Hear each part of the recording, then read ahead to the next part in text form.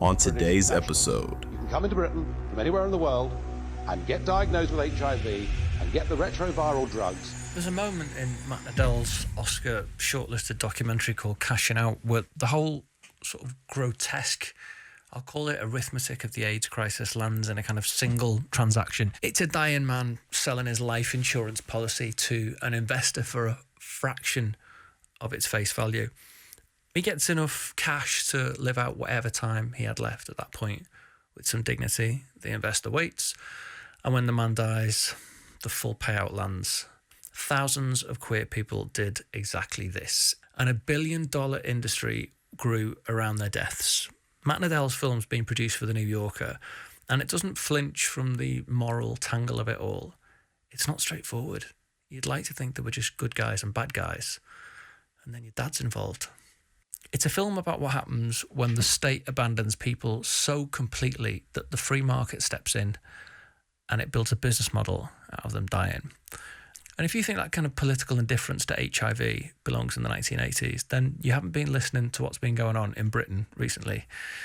In a reform rally in April, Nigel Farage doubled down on a position that he first outlined in 2015 when he called for asylum seekers living with HIV to be banned from seeking treatment under the NHS. They'd just stop treating them. Here's a fact, and I'm sure that other people will be mortified that I dare to talk about it. There are 7,000 diagnoses in this country every year for people who are HIV positive, which is not a good place for any of them to be, I know. But 60% of them are not British nationals. You can come into Britain from anywhere in the world and get diagnosed with HIV and get the retroviral drugs that cost up to £25,000 per year per patient. I know there are some horrible things happening. His Scottish leader, Lord Offord, backed it up with a handful of anecdotes from a single GP and some cost figures that fell apart under the slightest bit of scrutiny. He said this is a national health service, not an international health service. The reality that he doesn't really understand or seem to care about is that the UK is closer than any country in the whole world to eradicating HIV transmissions. I think we can in part thank Wes Streeting for that. I won't repeat that. We've done it without a vaccine and without a cure because we treat everybody who needs it. Now, that isn't sentimentality, that's epidemiology. We learned a lot about that a few years ago, didn't we? Undetectable equals untransmittable. A person on effective HIV treatment just can't pass the virus on. It's not possible. And what makes the story of Cashing Out, this Oscar-nominated documentary, so urgently current is the signalling that under a reform government, the lives of people with HIV would once again become a line item to be weighed against the political headwinds. We've been here before. The queer community has buried enough people to know exactly where that road leads, which is why I wanted to speak to Matt at home in New York about this film, his Oscar nomination, his father, and about the people who had to sell their own deaths to survive. This is Outcast World. Queer politics. When Farage says jump, Labour might say how high. And it's not true. It's offering people false hope. Sex. Dating apps have become a breeding ground for the worst of human behaviours. And culture. What do you want, home? We get together with simple. Simple. It's simple for me. He will go nosh himself off. This is Outcast World. Matt, first of all, congratulations on being shortlisted for an Oscar. That is a huge achievement, especially for a film like this, isn't it? Thank you. Yes, I tend to think so too. For those who don't know, Cashing Out is a documentary about an insurance system that allows investors to profit from the deaths of people with HIV and AIDS in the US in the 1980s and 90s, and about the human cost of a society where illness so often means financial ruin as well. Given all of that, Matt, why did you decide to make this film? Well, the reason I made the film has changed over the course of working on it. I started making the film for a very particular reason, which was that I discovered that I had a personal connection to the subject matter. I had never heard of this strange industry before.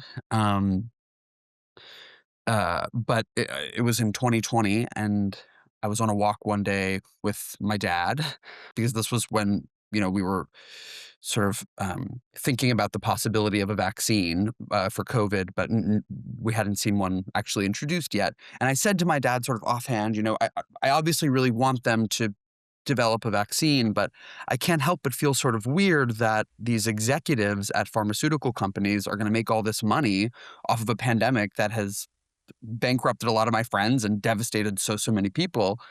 And my dad responded with this, he was like, "What do you mean?" It was very defensive.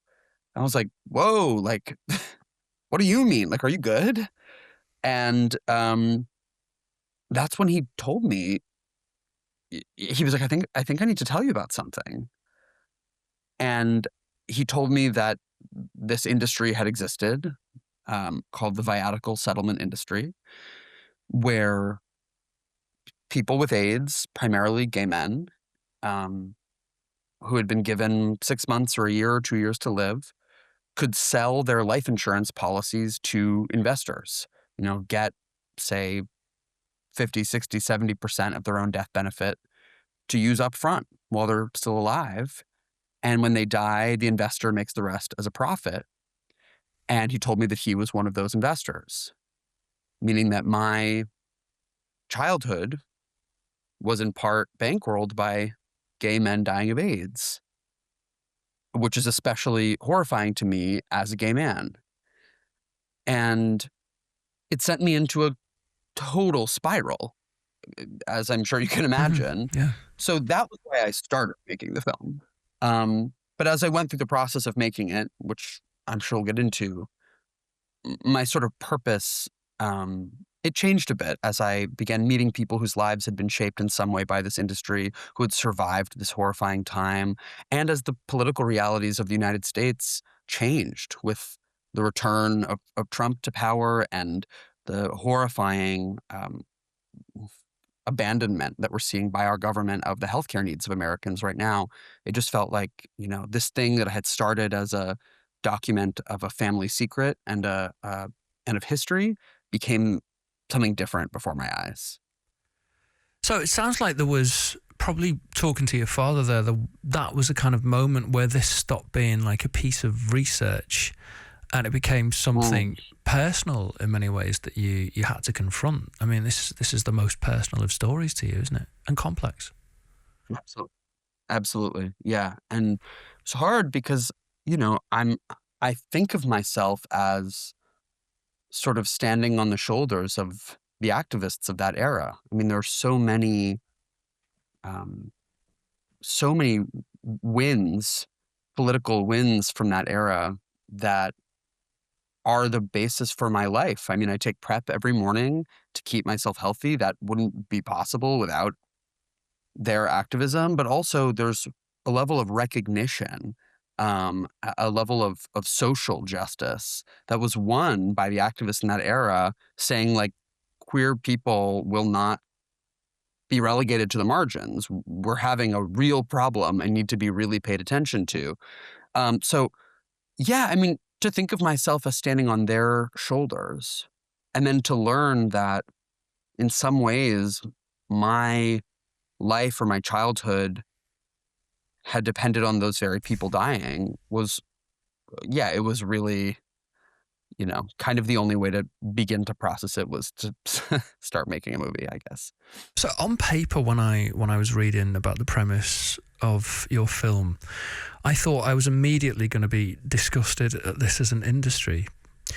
But after watching it all, I was left with a much different take on this viatical settlements industry.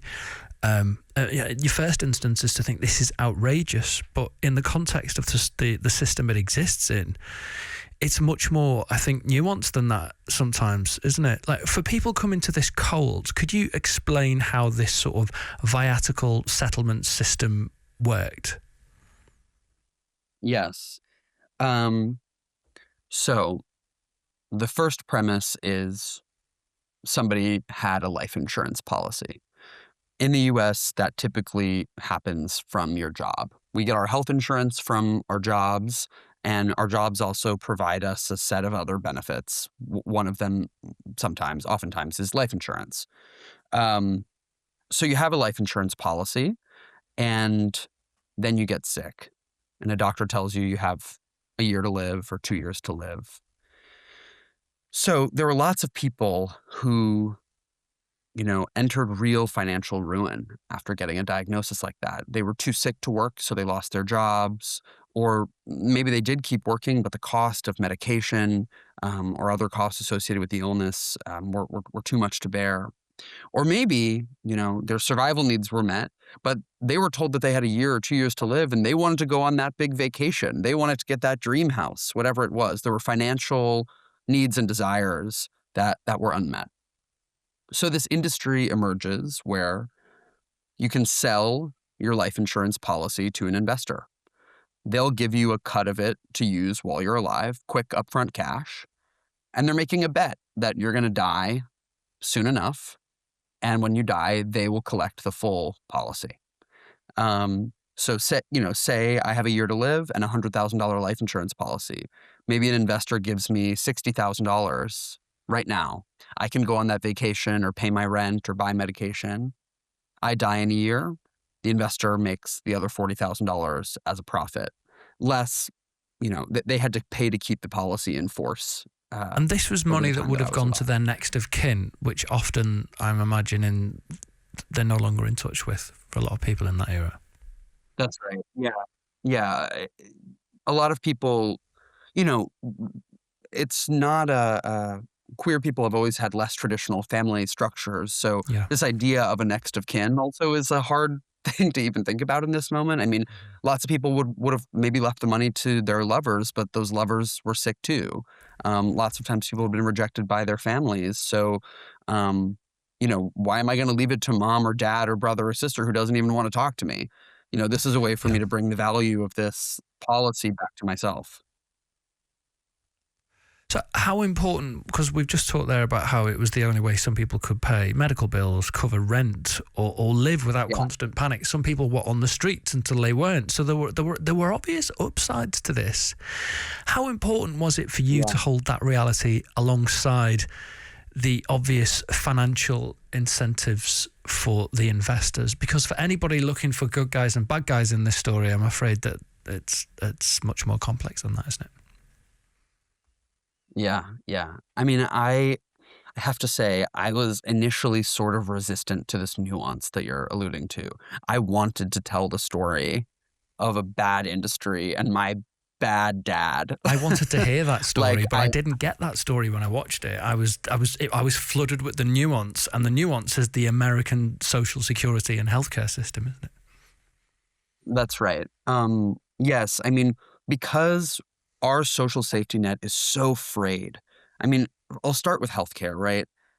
It's a catch-22. To have health insurance, you need to have a job. And to have a job, you need to be well enough to work. Yeah. Which is to say, you have to be well enough to afford to get sick. It's so backward. Yes, there are other ways of getting health insurance if you are disabled, but it's not. We don't have a universal or public healthcare system in the way other countries do. And our social safety net is really lackluster. Like, you can be terminally ill, and there are basic needs that there is no institution set up to help you meet. So, in that context, if somebody says, look, you have this asset, a life insurance policy, that isn't doing you any good when you're alive, and it's going to go to people who have disowned you, or it could present some value to you right now, it's hard to sort of cross your arms morally and look at that and say, like, well, they should have said no, oh, how exploitative, when the alternative, like you said, was destitution. So there were people who got real benefit out of this industry, who were able to meet those survival needs, who were able to realize dreams that they had in their final months. That disgust that I felt initially, I think, is valid, but perhaps a bit misplaced. The disgust I feel now, I guess, is less at the industry and more at a system that created the conditions for the industry. more at a country that is so every man for himself that you have to sort of take out and advance on your own death in order to live. I wish the U.S. were set up in such a way that there wouldn't have been such a market for this. Well, that I there don't wouldn't know have if there been would a in need, the UK or Europe, for example. People often don't realise that here in the UK we have free healthcare. In France, there is a healthcare system across the whole of the European Union, across the whole of the developed world. There is a healthcare system and some sort of security net, except for the mother of democracies, apparently, where there is nothing. There is a healthcare market. And I think that's this, as well as telling the story of those people, those survivors of AIDS. And I was in tears from the moment your film started all the way through. A beautiful piece of work. But it's such an American story, isn't it? Yes, it is. And you're right. I mean, this industry did not take off in Europe. In most other countries, it was a very American phenomenon. The industry existed in other places, but as a sort of financial tool. Somebody who already has a lot of money, who maybe wants to move it around through some, financial sneakiness. But the thing we're describing of meeting survival needs, that is an American phenomenon. It is so, and that's what I think when I talked at the beginning of our conversation about the purpose of the piece evolving, that's sort of what I began to notice. Like, this is a reflection of the kind of fundamental paradox of America, which, like you said, it's the mother of democracy and the richest country in the world, and yet a country where everybody has to be so sort of scrappy, even with their own survival. And, this is an American solution to an American problem. It's trying to use the market to hack dignity out of a market that's not designed to give it to you. And, I hope in some ways that people walk away from the film understanding the human and moral cost of unchecked capitalism, that this is how people are forced to spend their time and brain power, even at the very end, just to have their needs met. That's not justice. No. I feel like at the centre of this film, as well as it being a great piece of work, is also kind of your own reckoning, isn't it? It's the discovery that your own father had been investing in these policies for the right reasons, and your comfortable childhood has been bankrolled by investment in these policies. Did you find yourself, with it being your father one of the critical people in it, and I'm left kind of liking your dad, and I can understand why he would make them decisions in the context of that society. He wasn't doing them for the wrong reasons, as I felt as a viewer.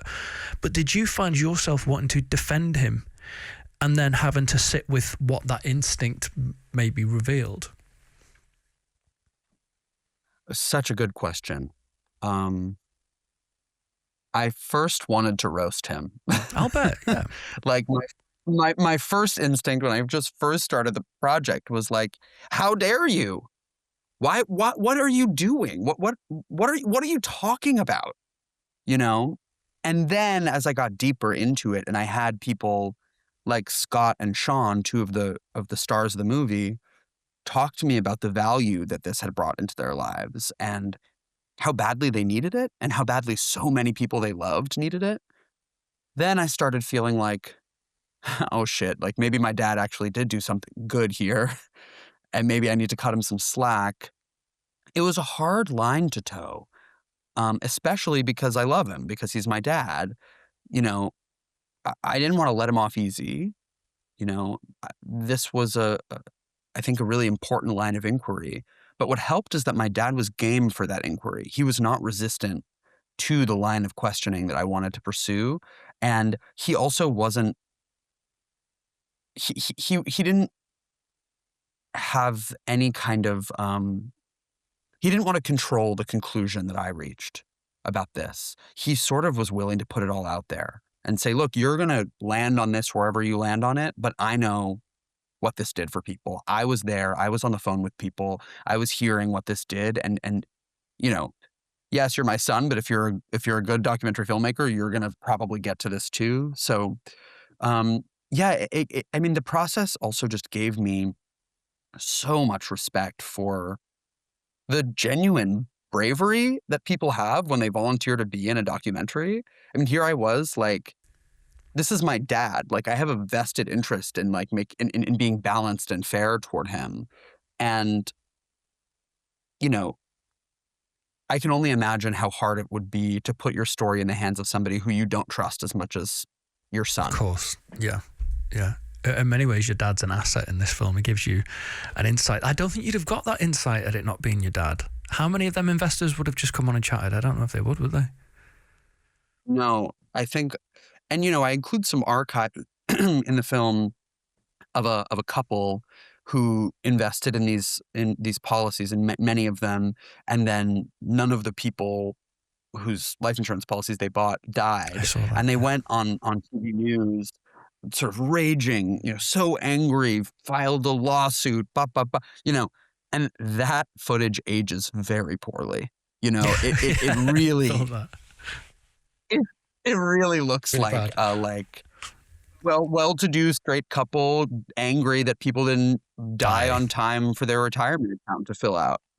Like that just yikes. And in a way I was glad that they had the audacity to say it then. Did that make it all make sense to you then at that point though? When you saw that, was that the moment where the moral logic of the system becomes clearest? I feel like it is in some ways. People are not dying. Yes. I think that's right. That was the moment where it was like, look, you can put this in shiny humanitarian wrapping paper, but how do you respond when your investment does not pay off? Are you going to take that, oh, okay, that was the risk we took, and at least people are living, we did something good here? Or are you going to get on NBC News and complain? And I don't want to paint with too broad a brush. There were different kinds of investors. Some investors, I think, sort of saw this innovation in treatment for HIV, saw the life expectancies extending, and said sort of, look, every investment carries risk. I'm glad we were able to help these people. I'm not going to bother them anymore. I'm going to sort of forfeit this investment. But there were other people who didn't.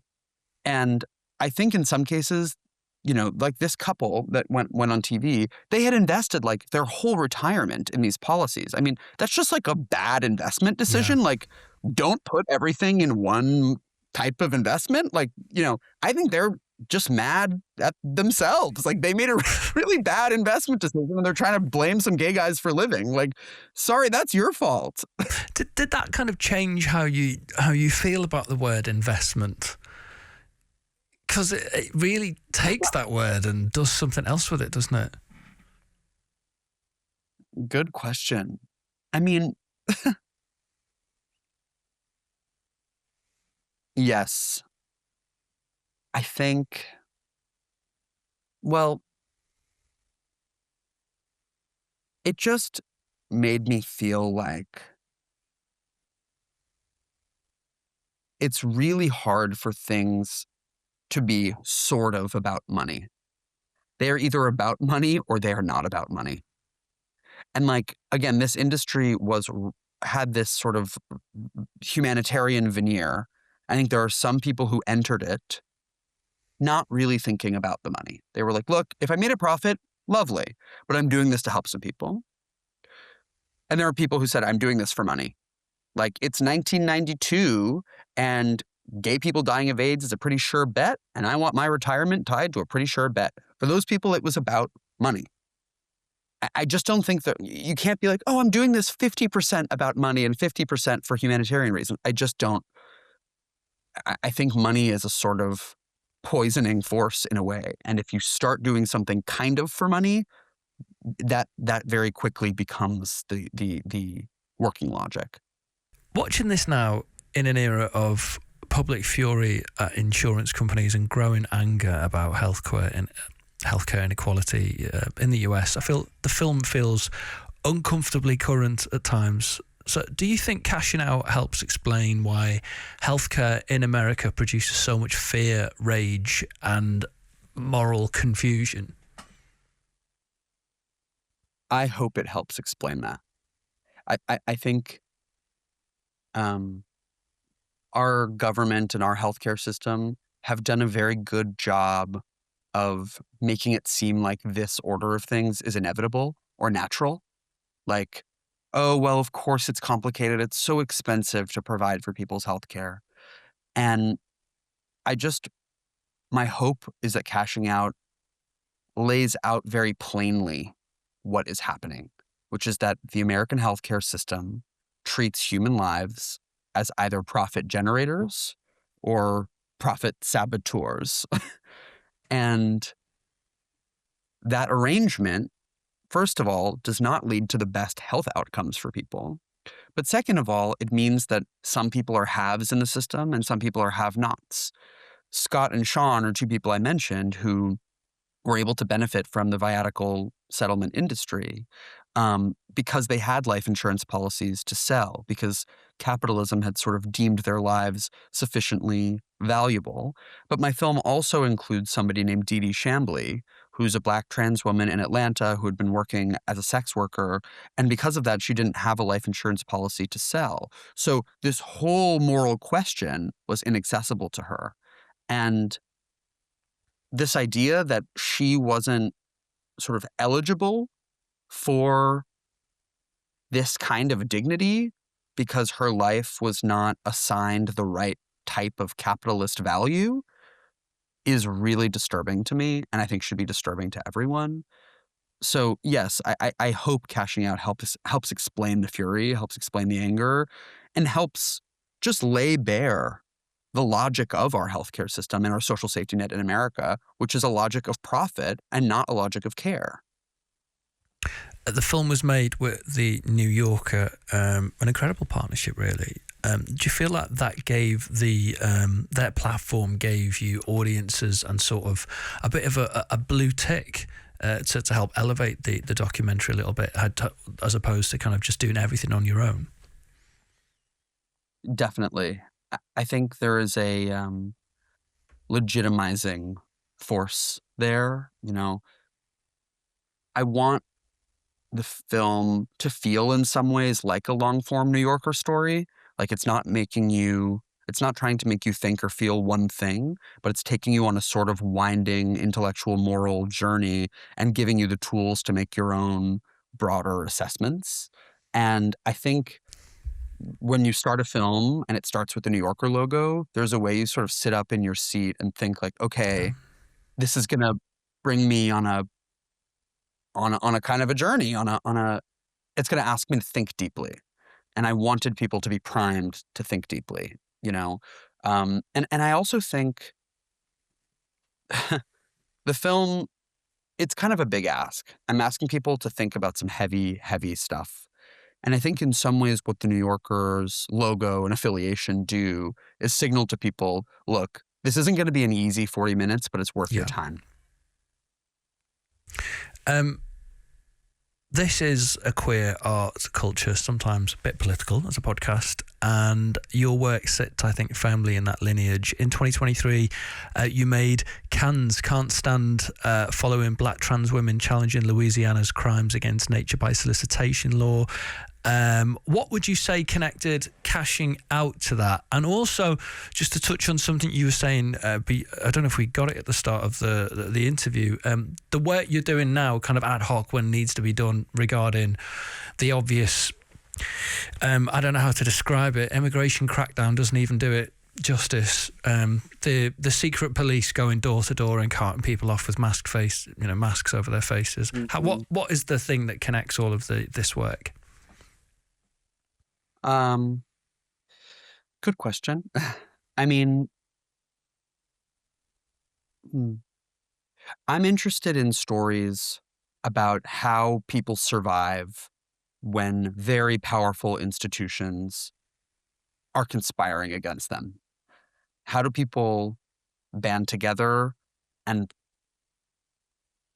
develop these sort of creative strategies to get around these powerful forces of destruction. What's happening on the ground right now in the US with this, immigration crackdown or whatever you want to call it. It's horrifying, and we're seeing an incredibly, incredibly inspiring degree of organizing, of coordination, of response. And in my storytelling, I look for accountability. I look to tell stories about justice and injustice. But I look for stories of hope in humanity, not from things going well, but from how people respond to things going poorly. There's so much they can take from us, but they cannot take our humanity, and they cannot take the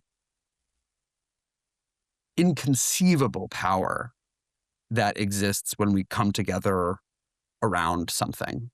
And I've seen in this moment in the US the first instance of that in quite a while, where when you see somebody executed in the street for exercising their right to protest the disappearance and abuse of neighbors, that crosses a line for a lot of people.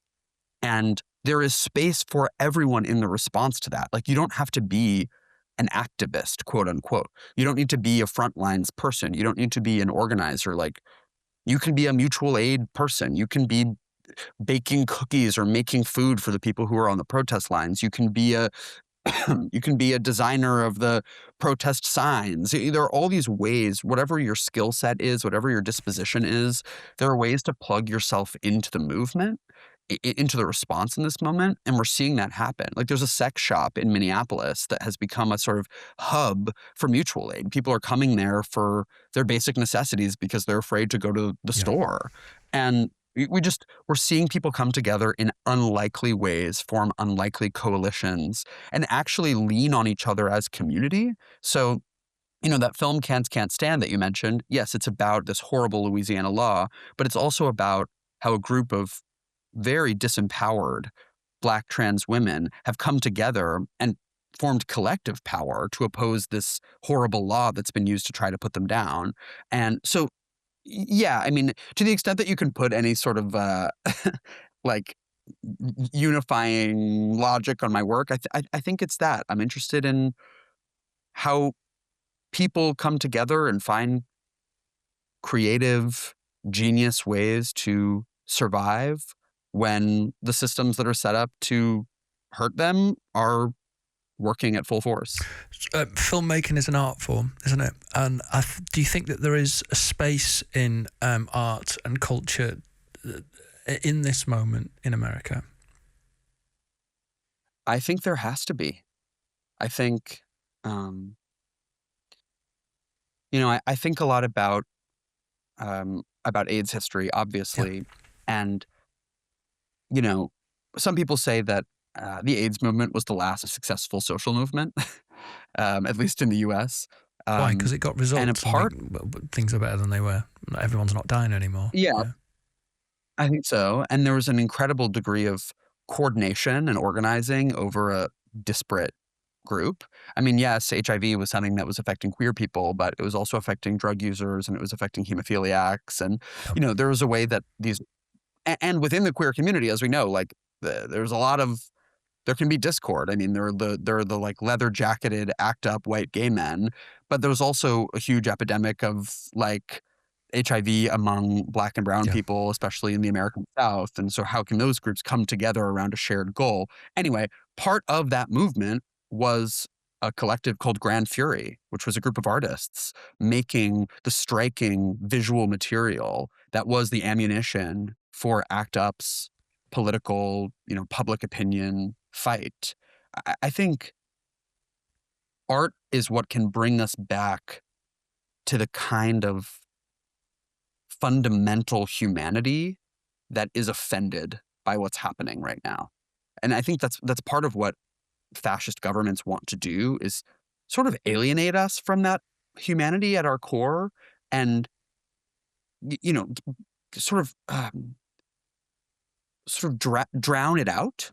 So we forget to be outraged. We forget how to feel the sort of deep offense of what's going on. And I think art has a way of just snapping us back into that. All kinds of art. I'm not just saying protest signs. I'm not just saying AIDS history movies. But if you can make somebody feel again, all the other feelings flood back. I mean, I'm a movie watcher. I love movies. And I often find myself going to the movies and crying. I mean, I cry at like almost every movie. Same. And yes, I'm crying about the movie, but it's like the movie has opened up the space for me to cry about whatever I needed to cry about. Totally. Yes. And that's the space I think art can open for people. Like get people crying again, get people laughing again, get people in the same room again. Like it brings us back to the part of ourself that feels and that can get numb too easily. Yeah, totally agree. Matt, finally, what's next? Can we expect to see some of your more recent work anytime soon, or is that kind of work in progress? Yes, there's lots more coming down the pipeline. I love a complicated, strange queer history. So you have another one of those coming from me soon. What's that? Another short documentary. It's about one of the founders of the early gay rights movement here in the U.S., an author who was credited and lauded for a while as the, quote, father of the gay rights movement until just a few years before Stonewall, when he unexpectedly embraced conversion therapy and betrayed the movement that he had helped to create. Right. And the film sort of tries to figure out what happened to him through the perspective of his only son, who's now in his 80s. So that's sort of and it's really, I mean, I don't want to spoil it, but it's really a story about sort of how movements evolve and what we do with the kind of imperfect drafts that we work through as we get to kind of the version of things that feels most right. And I think it's also mostly a story about the power of self-hatred. You know, this is somebody who had this sort of brilliance to imagine a better world, but did not have the courage to live in it himself. He was born in 1913, and there were all these ideas he had internalized about what it means to be gay that, you know, it's hard to shake that stuff off. To this day, I mean, people are still doing that, aren't they? You know? Yeah. So that's, I think, it's another challenging watch that I hope says something important about like where the gay community sits right now and where we can work. I mean, I also have some interesting other work coming, or at least I think it's interesting, about other sort of unlikely forms of survival and resistance. You know, I'm interested in that across the board. As a gay man, I obviously gravitate toward queer stories, but there's so many fascinating ways that disempowered people grab their agency and their power back. And I have a couple stories about that bubbling right now. Are you in New York, just for me to sign off? Or I was just going to say, presume you were. You are. Matt Nadel, thank you for joining us this Friday morning, taking time out in New York. Thank you for having me. It's been such a pleasure to chat. Queer politics, sex, and culture. Outcast world.